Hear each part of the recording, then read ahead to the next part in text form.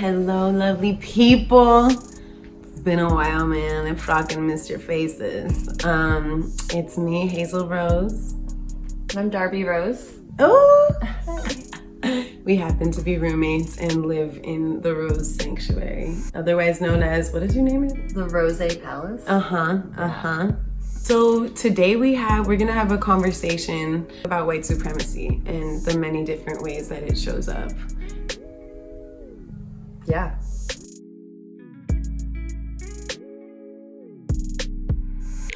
We have a lot of conversations about the way that we try to navigate as women of color and white in the workplace, and how we've navigated it in our own lives and within our own selves. And we just felt like this topic was really important to talk about, because we wanted to talk about it in a way that not often do people talk about it, which is usually we talk about how to get away from white supremacy and to navigate away. And we feel it's important to start really having real conversations about how to navigate towards dismantling white supremacy.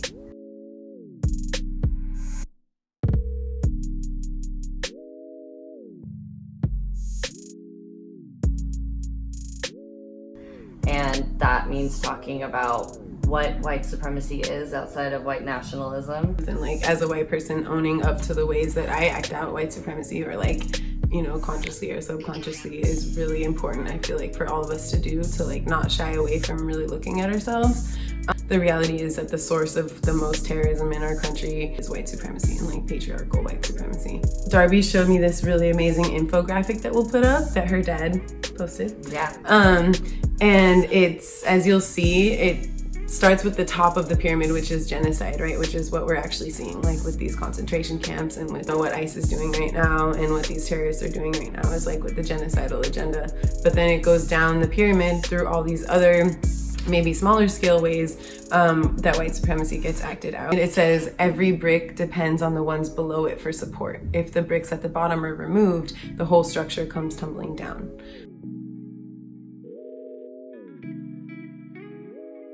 Pretty much all of these forms of oppression are interlinked, and we can't ignore and be indifferent to some of them. Going back to like how we see white supremacy act out, you know, in our own lives. And, you know, we talked mostly about what's happening right now in the news. You know, we watched what happened in Mississippi, and we saw what happened in Gilroy in California, in our own state, in our own backyard. We're from the Bay Area, and so that was really near and dear to home. And seeing that happen in El Paso and seeing it happen in Dayton, which they say wasn't entirely racially targeted, but it's hard to say that it wasn't. And that kind of led to deeper conversations about how are we seeing white supremacy act out. That conversation got kind of hard because we had to say things that maybe didn't feel comfortable, or we've said things to each other that we just started saying to ourselves. I think people think to be an ally and to acknowledge their own privilege, they think they're born with it. A lot of people think they're born with it. No one's born with like, you have to work through it. That's the whole point and the process of it. And that's me too. I mean, I'm a woman of color, but I'm also white, and I come from, like, you know, not a socioeconomically higher class family, but I do come from a resourceful family, and that's its own power of knowledge and education. I come from extreme privilege too, just in terms of having access to resources, being white, going to mainly private schools. Like, I need to be really thoughtful about my actions and like interrogating the way that I am in the world and like with people, and also how I use like my power and platform and privilege. Because I just recently left a teaching job because I've been teaching for like the past 10 years, and now that is done, I'm kind of like, okay, what can I do now to really stay engaged? I've left many jobs, and especially in film. I'm a filmmaker and work in LA, and that's like, I've had to leave jobs and situations and not take jobs and not work with people anymore because I don't agree with the way that they do things. And sometimes, you know, I would brush things off. I think we talked about this too, like, we'll brush things off. It's a little thing, whatever, forget it. But someone was talking about a book that they were reading, and there was a metaphor in the book about microaggressions against like people of color, and someone said they described it as bee stings. You know, one sting doesn't hurt, another one doesn't really hurt, another one happens, but all of a sudden you've been stung 1,000 times. And that like really sat with me because that's been my like whole life. And I think 2016 was the year I just kind of was like, fuck this. That's super real. So, okay, just to like, I guess, ground in like the pyramid thing. So what we're kind of talking about is like these lower levels of the pyramid. Like, indifference and white supremacy is what has affected me the most in work and is what has driven me out and driven me crazy day to day at jobs and with people and situations. I've seen that happen with my bosses. I've seen it happen with coworkers. I've had coworkers not have my back. I led a diversity meeting for a mostly white company and half men and half women, and the women were probably just as bad as the men, which is, you know, all internalized misogyny, which is totally different vlog for a different time. Like, I think that's the block I try the hardest to remove, and I see people have almost the hardest time removing because it's not as blatant as being called the N-word or talking about lynching or laughing at a slave joke. I think indifference is probably one of the hardest blocks to really remove. You have to confront so much of your own privilege. You have to like let go of any and all fragility. And I think that that's hard when you don't have the conversations, which is why, you know, we need to be more inclusive and diverse in our language and in our hiring processes. I just totally agree that indifference is such a real way that it plays out. And like, I'll speak for myself as a white person.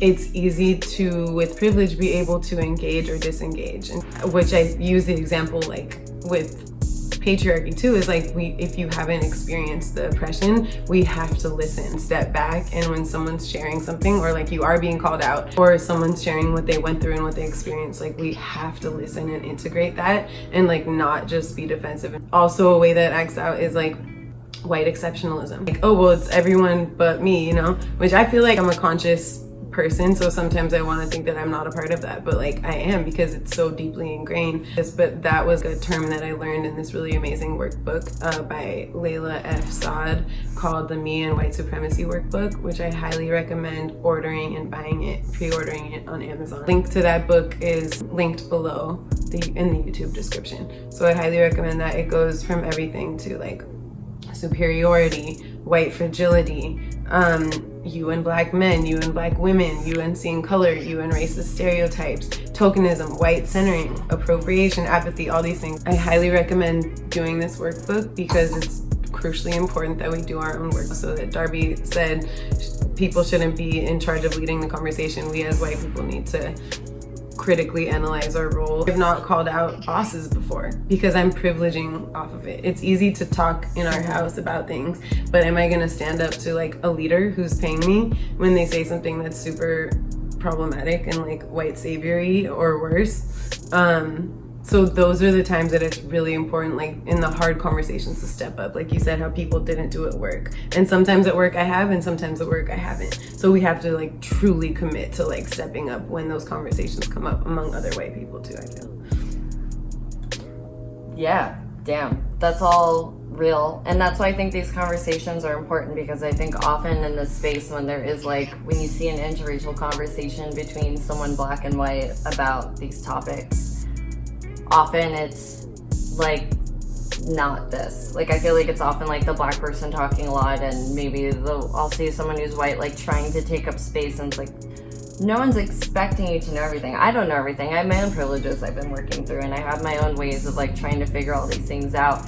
But I think that that's why these conversations need to happen, and I think the best way they happen is we all come into them prepared and having done our own research, because I think that's like really, like, I always hated it when I was a kid, but like education is power. Like knowledge is straight up power, you know? And I think that is really where, when I started to like gather my own information and my own knowledge, it's funny, it actually started to separate me from people who were like, you know, a lot of the white people I worked with, because it scared them. I don't know, maybe it was too much for them. It was too real for them. It was too, you know, it was them having to confront their own privilege that they had yet to. Our boss would always find the person of color and be like, can you do research on people of color and bring me the resources you find? And I'm like, you realize that doesn't just have to be the person you're That happens to me at every job. I got asked to go find black comedians. And I was like, I'm not a comedian though. I don't even like comedy. So I'm a filmmaker, and so like, you know, my jobs are in the office and on set, and I find myself in a lot of office jobs. Good money, consistent, steady, easy, get in, get out, you know, no scars sort of thing is what it should be. But as a woman of color, like, you always leave with scars, no matter how hard you try not to. And one of the things I find myself often in office jobs, I can't think of an office job I had where I didn't take out the trash. That just always became a part of my job, office housework. And I had a job a couple years ago, you know, they told me that, you know, they're like, part of the job, because we're a startup, as you know, there's a little bit of like, you know, you have to like clean up the lunch at the end of the day, and also like make sure the, you know, office is staying organized, and also like putting in orders and this and that and whatever. Basic admin shit is how I see it. I would take out the trash, I would clean up the food, I would be told to dress nice, and I couldn't really, because then I would just get dirty, and an office job. And then I found out that my coworker, who worked in a separate building from me, did the exact same job as me, never took out the trash. She never handled the food. She didn't do really any janitorial housework stuff. Wow. They got a janitor. So in the other office, the other person who did the exact same job as me didn't take it out. She is a light-skinned, almost white-passing woman. But the person who did do a lot of the janitorial stuff was black. Everyone loved her. She was great. But there was just something about that that always rubbed me the wrong way. When I quit the job and I found out that they hired I helped them hire a white woman to take my job, which of course I had so many conflicted issues, because I can't tell you how many jobs I've had where I've been replaced by a white person and they've gotten better benefits than me. Because they saw how much I was struggling and it sucked for me, and they gave this person better benefits. And so at the last night of my job, I had like, you know, kind of a goodbye drinks, and I went out with some coworkers, and I went off on them about how I always found myself doing the like dirt work. You know, I was always doing the office work, and I was happy that they had a white woman doing my job. And they were like, why? And I was like, because rarely do you see white people in an office cleaning up. Rarely. Often, like, anytime I'd even PA on a set and I had to take out the trash, there's always this pit of like, just like some like deeply embedded slave PTSD in me of like, here I am taking out the trash while these like white people are sitting around fucking eating their food, hanging out. I can't tell you how many times where it's like, sure, it wasn't always race targeted, but when you look at the room and you see that no one else looks like you, and that everyone who doesn't look like you is white and is a better paying job and has better perks and benefits, meanwhile me and the other people of color are like cleaning up and doing all the dirt shit work, that should say something. Like Natalie Portman put it fucking perfectly and beautifully, and I forgot what speech she was giving, but she was talking about the 7 ways to be an ally. And one of them was, if you look around your office and everyone looks like you need to change something and you should be embarrassed. Straight up. Especially like we come from the nonprofit world too, where it's like, especially if you're serving a population, like your staff doesn't reflect that, that's such a red flag. Like such a red flag. Just, yeah. And then that's so true just about like breaking down like white entitlement, like of thinking that you're always the class to be served versus like the serving people, and like breaking down any time that you have that fucking thought through your mind about like being served, because it's like like we all need to be doing the dirty work and shit. But I think because of so much of like just looking at the pyramid blocks again, like the indifference and minimization, because I was faced with those comments all the time, and so I mean I want to say all the time and not so frequently, it was all the time, it was on a daily basis I was confronted with these kinds of comments, that I just stopped talking. I lost a friend because she told me that she didn't see color. And I've been told that like my whole life. Berkeley, I'm fucking looking at you. I love Berkeley. I was raised in Berkeley, but goddamn, talk about racism. Some of the most elite colorblind shit. How much I was told I don't see color. I don't see color is racist. Like it's 100% racist. You're just acknowledging someone's experience and history. You're not acknowledging slavery and how that built fucking America. You're not acknowledging indigenous people and how they built this land, and that white people just came in and just tried to wipe them out and are actively today, right now, in this time, in this moment, are wiping them out. Colonizing, gentrification. That was why I couldn't work in San Francisco anymore either. So what my colleagues said to me when I told them off at drinks, they were really surprised, actually. They were very like, oh wow, I didn't think of that. Like, my favorite comeback is when people say, oh, I didn't think of that. Of course you didn't think of it. You don't have to think of it. You're not faced with it every day. Mm-hmm. And that's when I'm like, then maybe you need to open up your circle and realize how sheltered and bubbled up you are. Mm-hmm. And I'm guilty of that too. Like, we're Californian liberals. We're super bubbled up. When Trump won, yeah, shit was surprising because I'm in a fucking bubble. Like, I'm not in a world. If I didn't go to Wisconsin a week before the election, I would have been 100% in a bubble. But because I went to Wisconsin, I saw that if I saw the ads that they were playing in Wisconsin about Trump, I'd probably vote for Trump too. Cool guy. He's all about the economy, you know? He's not really attacking anyone. Hillary's always attacking Trump. I don't want someone who's gonna attack. I want someone, you know, like, I get it. And we're in this bubble all the time. And so I think that's where I like kind of am just going back to like understand other people's experiences, because then maybe when you think about when you're seeing the person of color taking out trash, and every job you go to, the person who's getting snacks, the PA who's picking up lunch for you, the person who's driving the cars, the people who, the cleaning crew that you're getting to, you know, fucking clean up your set after your office, wherever. Like, just think about that. And I've totally seen that act out in nonprofit jobs too, where like the white boss will consistently talk over like POC folks, or tone police, or just interrupt or immediately shut down ideas from that, and not welcome like different perspectives into leadership. Like, it's more of a token thing, but we need like all of our different experiences and minds sharing leadership. And like POC leadership needs to be like number one, because we've been fucking it up for fucking centuries. So nobody need more white leadership. Well, also when the white leadership like doesn't recognize, like when they start treating diversity like a checklist, that's when it gets really icky. And I like knew about it, I've seen it, but I didn't realize how dominant it was in the way of thinking of like older white women. For example, someone I worked for at a nonprofit who, when was given a suggestion of a black female actress for an event that they had coming up, the leader's response was, we have too many black women. Yeah. What? I'm sorry. I was like, we're in a room of like all white women right now. I'm just trying to understand how that works. Yeah. But I didn't say shit because I got a job and I needed it, and I didn't really want to like combat this person, because in my experience when I've combated the bosses that I've had in the past, it's exhausting. And you shouldn't have to be the one doing it. And while we're still in the bottom two levels of the pyramid, one of them says prioritizing intentions over impact.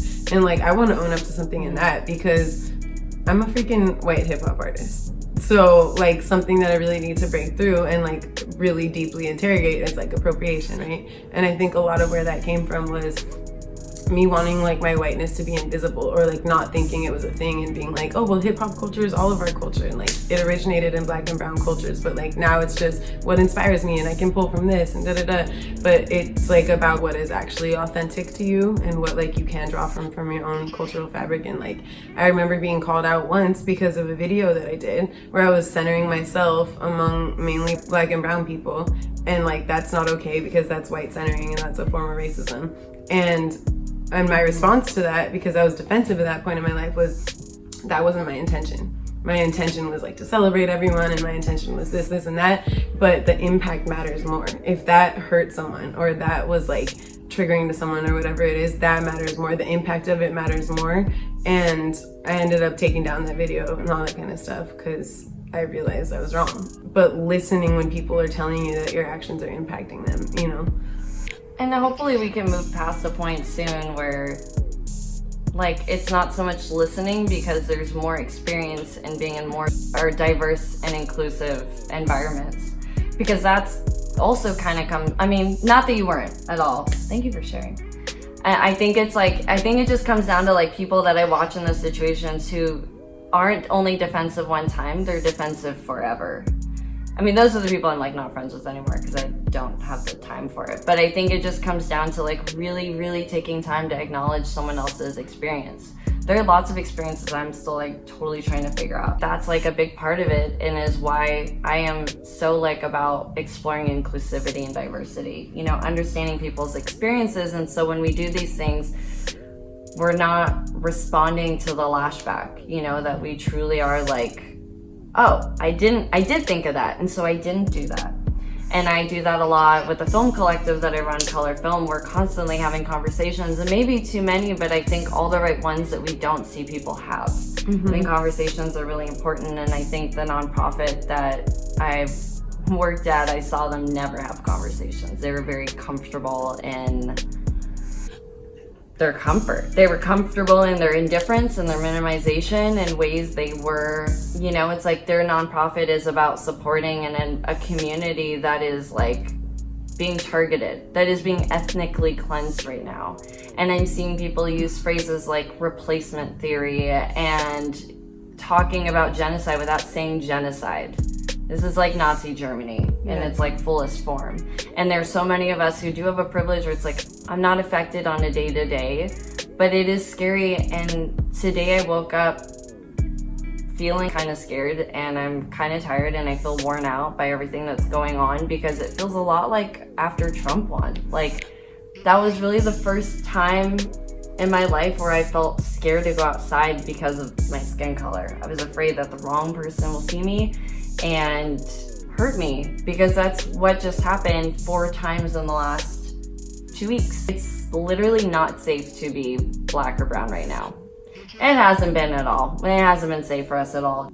Can I touch on something you said about the workplace too? Because yeah, that just reminded me, like, if you're a nonprofit or something that's receiving money by saying that you're helping these targeted groups and all that kind of stuff and marginalized folks, and you're getting paid off of that. So you're paying your whole white staff off of the fact that you're a savior, or like whatever it is, or like you're offering these resources. But ultimately, like, who's really getting those resources? Is it just your white staff that's making all the money?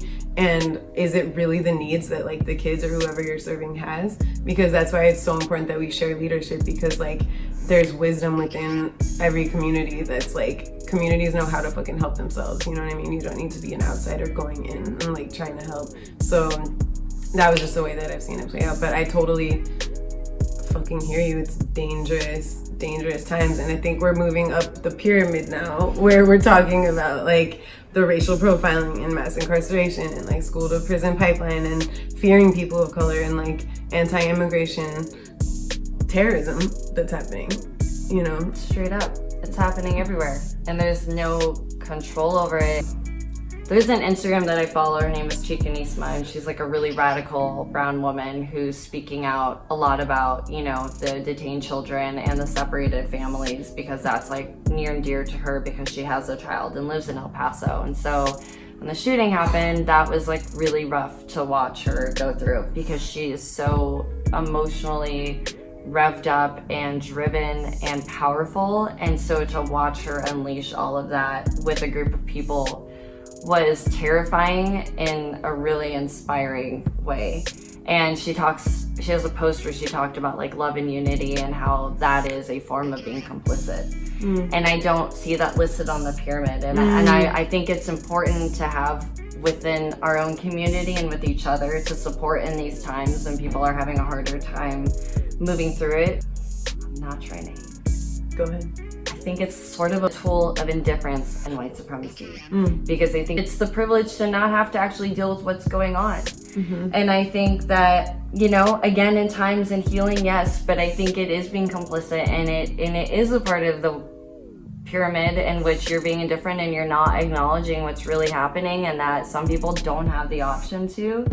And everything in this pyramid, from difference to minimization to veiled racism to discrimination to calls of violence to violence, leads to genocide. And the reason why these shootings are happening, they're not out of nowhere. Our society's literally been building for this moment. It didn't come out of nowhere. Trump is not causing this shit. Trump just like literally resurfaced all this shit. It's been happening.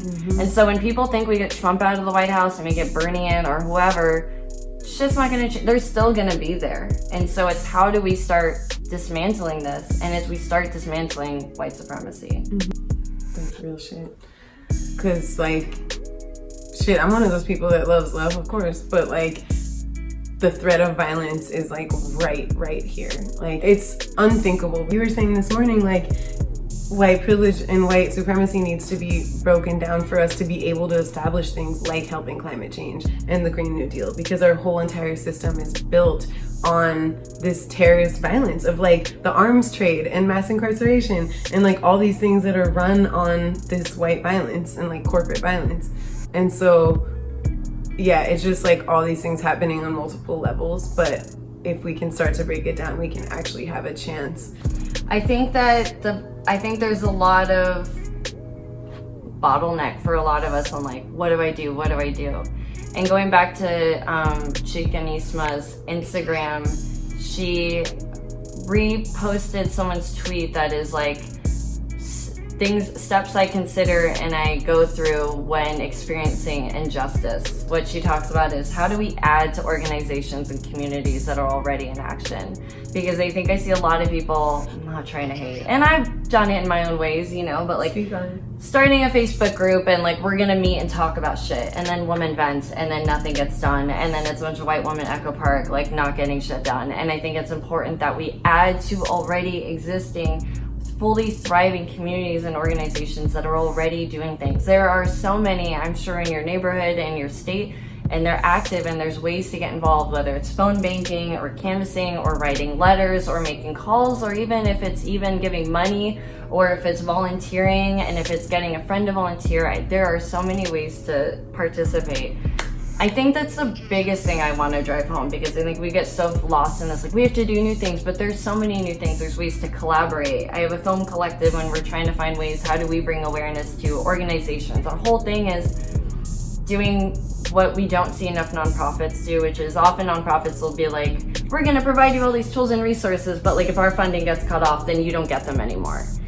And then when you see them doing foul things, you don't want to be a part of it. And so what we try to do is we try to connect people to already existing tools and resources, whether they're already existing entities and organizations or to people.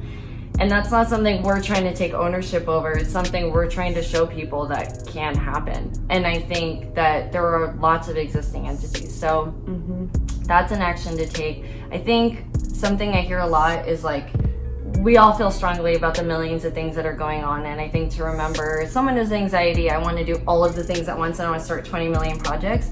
But I think the thing to do is make a list of the few things that matter the most to you, and maybe just research the things that are already going on in your neighborhood. Is there a protest? Is there a Black Lives Matter meeting up? You know, they meet like every weekend.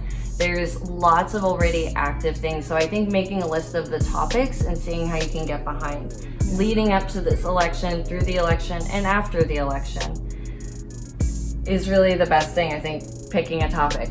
White people that are watching this, I again want to just say that it's extremely important that we be doing our own work so that we're taking care to not add harm to the situations as much as possible. And by no means am I like the evolved person. Like, I'm in the middle of doing my work too, and I highly recommend this workbook, the Me and White Supremacy workbook by Layla F. Saad.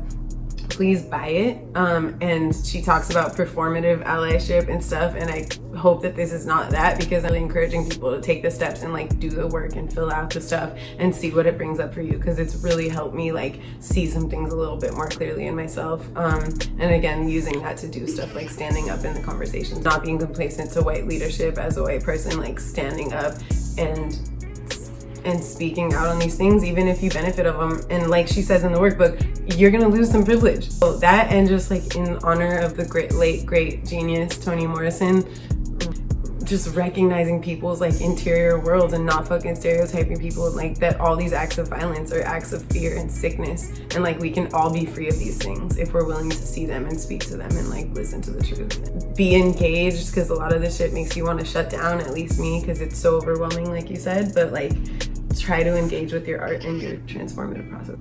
So this was by no means like an end all be all. We want to continue the conversation, but we kind of just wanted to model like having a convo. And I thank you so freaking much, Darby, because you're so talented and wise and just the best roomie ever. Oh, thank you. I thank you too. I think it's like a lot to say. You've said a lot more than a lot of my white friends, so I'm looking at you guys. I love you. But also I think it's important definitely to have these conversations. I think that's where people get really scared to say the wrong thing. And I think you have to be ready to like shed some layers and lose some privileges and just acknowledge the world that we're in, and the change isn't gonna happen sitting on your phone. You have to get out there and do something.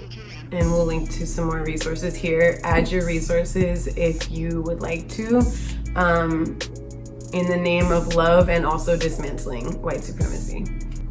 Also, let's elect some fucking radicals, because ain't nobody gonna get nowhere with some same ass moderate shit. Believe in the elections or not, but let's follow these radical leadership. Yeah, no more same ass moderate shit, like she said. Down with the same ass moderate shit. Cool. Thanks. Hey guys, thank you for watching. It's me, Hazel. Thank you so much for being a part of this and watching that vlog that you just watched. Was it good? Did it suck? Let me know. Tell yourself you love yourself, hug a friend, freaking change the world, because this world is fucked. And we need you. Good night.